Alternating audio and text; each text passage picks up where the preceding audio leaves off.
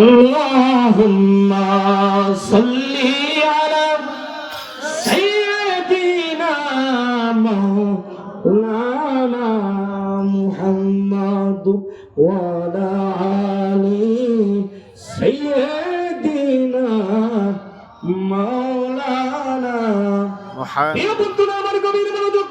মায়া নবী বলে দিয়েছে, উম্মতেরা শুনে রেখে দাও, বেঈমানের জানটা কবজ করার সময় জিন্দা বকরি যত কষ্ট পায়, ওর চাইতে অসংখ্য গুণে বেশি কষ্ট পায় নাফরমান বেঈমান। মায়ার নবীকে সাহাবীরা ডাকতে বলি, ইয়া রাসূলুল্লাহ, ইয়া হাবিবাল্লাহ, দয়া নবী গো, ও আমার মায়ার নবীজি, যারা ঈমানদার হবে, মুত্তাকি হবে, পরহেজগার হবে, আপনার প্রেমিক উম্মত হবে। নবী গো, ঈমানদার যারা হবে, এদের জানটা কেমন করে আজরাইল কবজ করবে, আপনি একটু বলে দেন, জোরে কোন মারহাবা। বাবাজি রে, আল্লাহ রাব্বুল আলামিন বলে দিয়েছে, ইন্নাল্লাযীনা আমানু ওয়া আমিলুস সালিহাতি কানাত লাহুম জান্নাতুল ফিরদাউসি নুজুলা খালিদিনা ফিহা। জোরে বলি আল্লাহু আকবার। ও বন্ধুরা রে, রব্বুল আলামিন বলে দিয়েছে, ইন্নাল্লাযীনা আমানু, যারা নিশ্চয়ই আমি রব্বুল আলামিনের উপর ঈমান এনেছে, ওয়া আমিলুস সালিহ, আমলে সালেহ করেছে, নেকের কাজ করেছে, লাহুম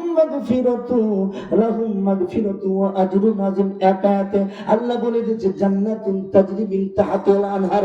আল্লাহ বলে দিয়েছে, ওই ঈমানদার মুত্তাকি পরহেজগার আদরের জন্য, অতিথিতার জন্য, ওনাদের স্বাগতম জানানোর জন্য আল্লাহ তাবারক তাআলা জান্নাতুল ফিরদাউস রেখে দিয়েছে। চিৎকার করে বলুন মারহাবা। নবীর সাহাবীরা ডাকতে বলে, ইয়া রাসূলুল্লাহ ওয়া ইয়া হাবিবাল্লাহ, মায়ার নবী গো, ঈমানদারের জানটা আল্লাহর আজরাইল কেমন করে নেবে একটু বলুন। আমার নবী বলে দিয়েছে, উম্মতেরা সাহাবীরা শুনে রেখে দাও, যেই দিন কোন ঈমানদারের জানটা এই দুনিয়া থেকে আল্লাহ রাব্বুল আলামিনের আজরাইল কবজ করার জন্য আসবে, জোরে কোন মারহাবা। আমার মরণ আসিবে কখন কেউ তো জানি না, জোরে কোন কথা ঠিক কিনা।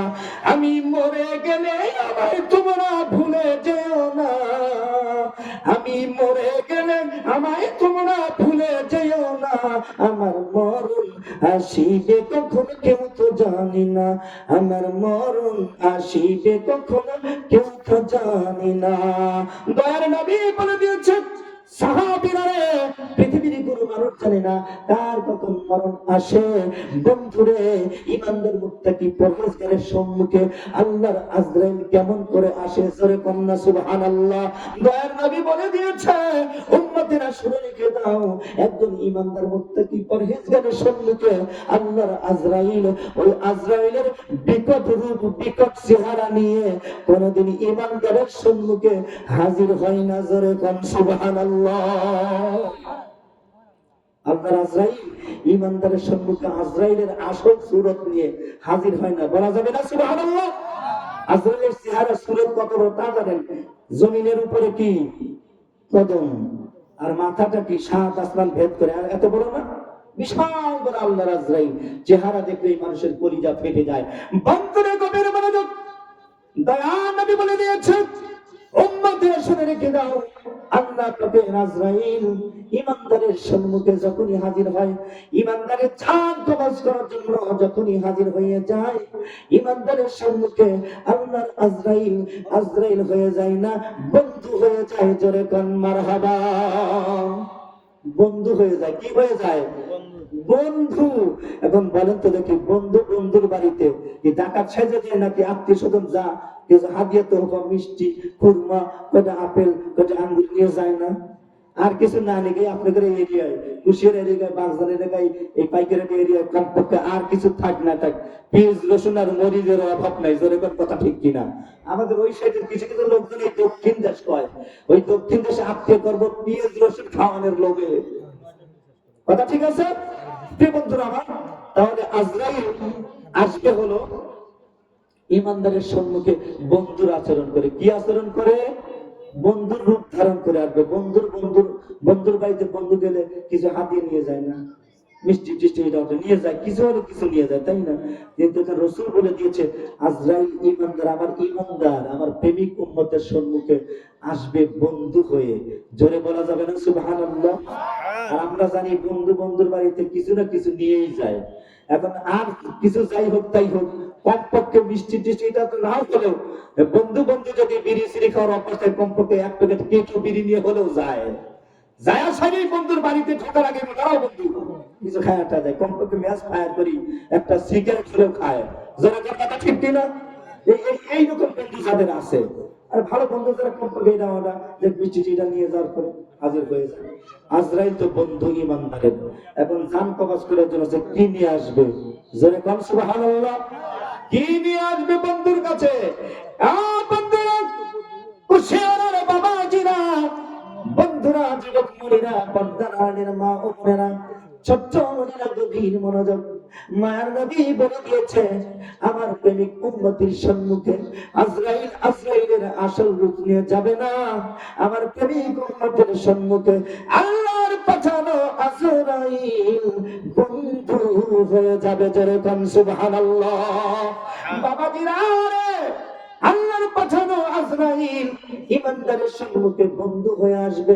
বন্ধুর বাড়িতে যায়, অবশ্যই কিছু হাতিয়ে নিয়ে যায়। যেরকম সুবহানাল্লাহ। বাবাজির মৃত্যুর আগে মানুষ অসুস্থর মধ্যে হয়ে যায়, এটা রাসূলের সুন্নাত। যেরকম মারহাবা।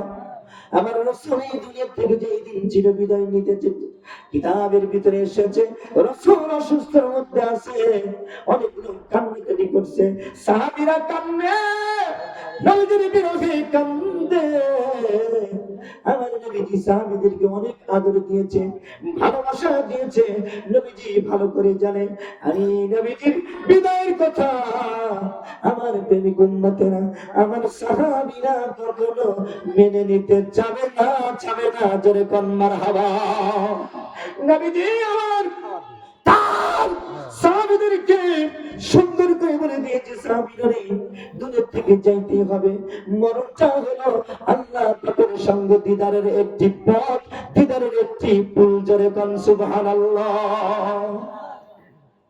তোমরা কষ্ট পেও না। সাহাবীদেরকে বলছে আমি তো চলেই যাবো আমার আল্লাহর দিদারে, তোমরা কিন্তু কষ্ট পেও না।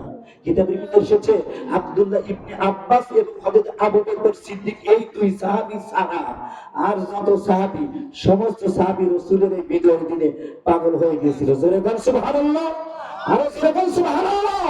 একটু জিকির করুন লা ইলাহা ইল্লাল্লাহ। লা ইলাহা